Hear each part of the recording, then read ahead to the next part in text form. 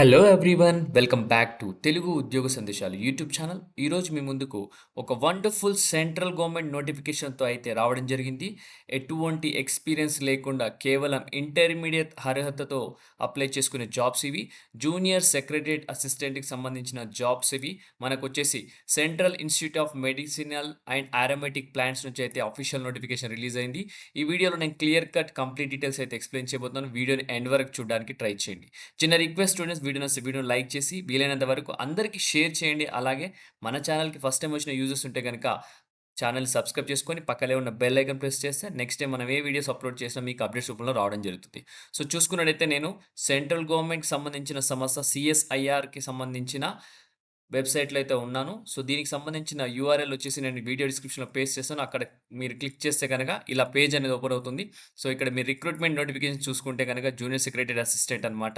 So దీనిపైన click చేస్తే మనకు పీడీఎఫ్ ఫైల్ అనేది ఓపెన్ అవుతుంది. సో ఇక్కడ ఇంగ్లీష్ వెర్షన్ అనేది ఉంది. సో పీడీఎఫ్ ఫైల్ అనేది ఓపెన్ అవుతుంది. సో మనకు పీడీఎఫ్ ఫైల్ అనేది ఓపెన్ అయింది. చూసుకున్నట్టయితే మనకు వచ్చేసి ఆన్‌లైన్ అప్లికేషన్ అయితే స్టార్ట్ అయింది. మనకు 9థ్ మే ఫ్రైడే నుంచి స్టార్ట్ అవ్వడం జరిగింది. Last date of online application వచ్చేసి సాటర్డే అనమాట. 31st మే అనమాట.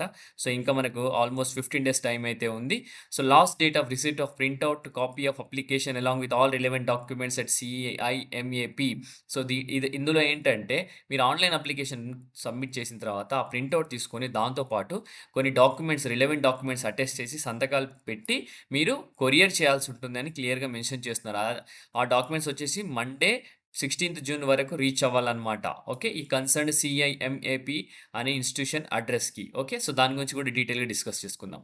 సో చూసుకున్నట్టయితే మనకు జూనియర్ సెక్రటరియట్ అసిస్టెంట్ జనరల్, అలాగే స్టోర్ అండ్ పర్చేస్, అలాగే ఫైనాన్స్ అండ్ అకౌంట్స్‌కి సంబంధించి వేకెన్సీ అయితే రిలీజ్ అవ్వడం జరిగింది. మనకొచ్చేసి డిఫరెంట్ పోస్ట్ కోడ్ అనమాట. A0125, A0225, A0325కి సంబంధించి. సో మనకు జనరల్ విభాగంలో వచ్చేసి 4 వేకెన్సీస్ ఉన్నాయి. అలాగే మనకు చూసుకున్నట్టయితే మనకు ఇంకా 3 వేకెన్సీస్ అయితే స్టోర్ అండ్ పర్చేస్ విభాగంలో ఉన్నాయి. అలాగే ఫైనాన్స్ అకౌంట్స్‌లో 1 వేకెన్సీ అయితే ఉండడం జరిగింది. ఓకే. టోటల్ 8 వేకెన్సీస్ అయితే ఉన్నాయి. కేవలం ఇంటర్మీడియేట్ అర్హతతో అప్లై చేసుకునే జాబ్స్ ఇవి. ఎటువంటి ఎక్స్‌పీరియన్స్ లేకుండా. అలాగే proficiency in computer, just computer typing వస్తే సరిపోతుంది. 35 words per minute in English, 30 words per minute in Hindi అని క్లియర్‌గా మెన్షన్ చేయడం జరిగింది. ఓకే. సో మాక్సిమం ఏజ్ వచ్చేసి 28 ఇయర్స్ అనమాట. As on date of submission of online application. అలాగే మనకు చూసుకున్నట్టయితే పే లెవెల్ వచ్చేసి 2 ఉంటుందని క్లియర్‌గా యాస్ పర్ 7th సీపీసీ అనమాట. ఇక్కడ క్లియర్‌గా మెన్షన్ చేయడం జరిగింది. Okay.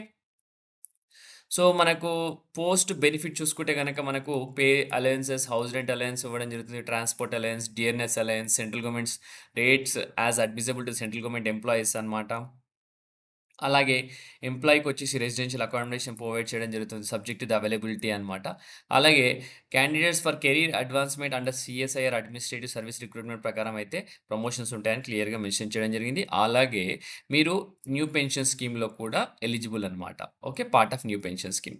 So minimum age 18 years, maximum వచ్చేసి ఇందాక ఇక్కడ చెప్పినట్టు మనకొచ్చేసి 28 ఇయర్స్ అనమాట. ఓకే. దాంతో పాటు ఏజ్ రిలాక్సేషన్ కూడా ఉంటుంది. SC, ST, OBC, EWS, PWD క్యాండిడేట్స్‌కి మనకు ఓబీసీ సంబంధించిన రిలాక్సేషన్ ఉంటుంది. అది కన్సిడరేషన్ వచ్చేసి 31/5/2025 అని క్లియర్‌గా మెన్షన్ చేశారు. సో అప్పర్ ఏజ్ 5 ఇయర్స్ అనమాట ఎస్సీ, ఎస్టీకి. అలాగే 3 ఇయర్స్ వచ్చేసి ఓబీసీకి ఉంటుంది. సో ఓపెన్ కేటగిరీకి అయితే ఏం రిలాక్సేషన్ ఉండదనమాట. ఓకే. సో పీడబ్ల్యూడీ క్యాండిడేట్స్ కూడా రిలాక్సేషన్ ఇవ్వడం జరిగింది. ఒకసారి చూసుకోండి. ఓకే. సో నెక్స్ట్ అనెక్సర్ 1-12 అయితే ఇవ్వడం జరిగింది. సో దానికి సంబంధించిన డాక్యుమెంట్స్ అన్నీ మనకి ఈ పీడీఎఫ్ ఫైల్‌లో కింద మనకైతే ఉండడం జరిగింది. సో అవన్నీ మీరు చూసుకొని ఫిల్అప్ చేసేసి మీరు పంపించేటప్పుడు అవి కూడా సైన్ చేసి పంపించాల్సి ఉంటుంది. ఓకే. అనెక్సర్స్ సంబంధించి.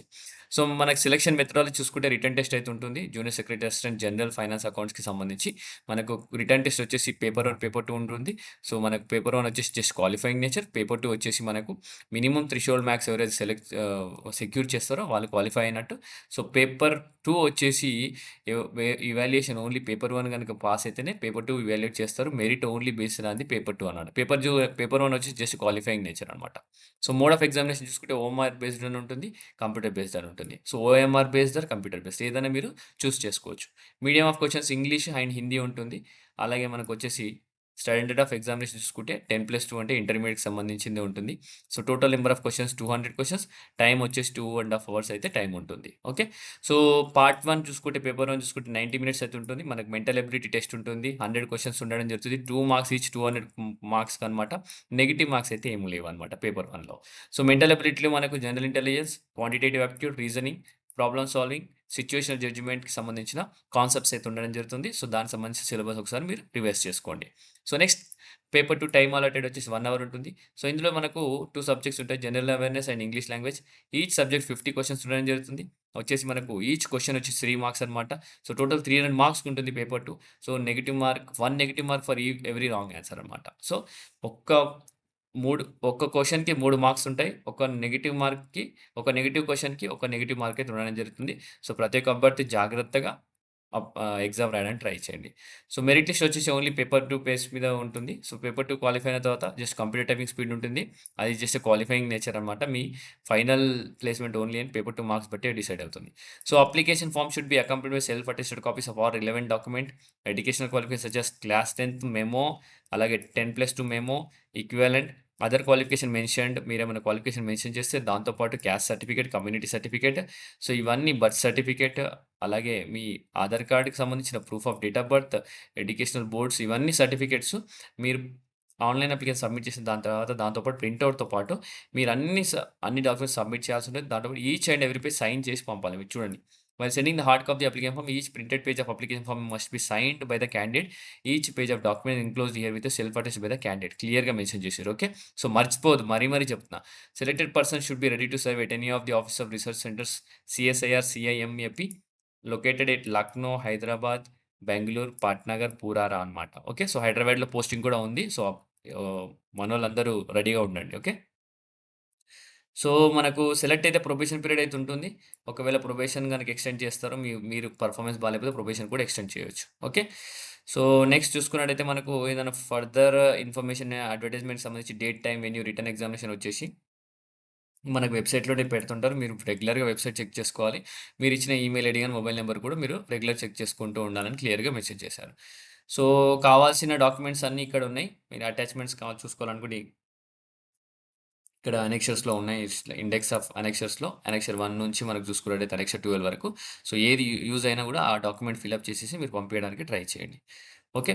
సో, ఈ వీడియోలో నేను మాక్సిమం వీలైనంత వరకు అన్ని డీటెయిల్స్ అయితే ఎక్స్‌ప్లెయిన్ చేశాను. మనం జూనియర్ సెక్రటరీ అసిస్టెంట్ హైదరాబాద్‌లో పోస్టింగ్ ఉంటుంది. సో, ప్రతి ఒక్క అభ్యర్థి అప్లై చేయడానికి ట్రై చేయండి. చిన్న రిక్వెస్ట్ వీడియో నచ్చితే వీడియోని లైక్ చేసి వీలైనంత షేర్ చేయండి. Thank you for watching the video. Have a great day.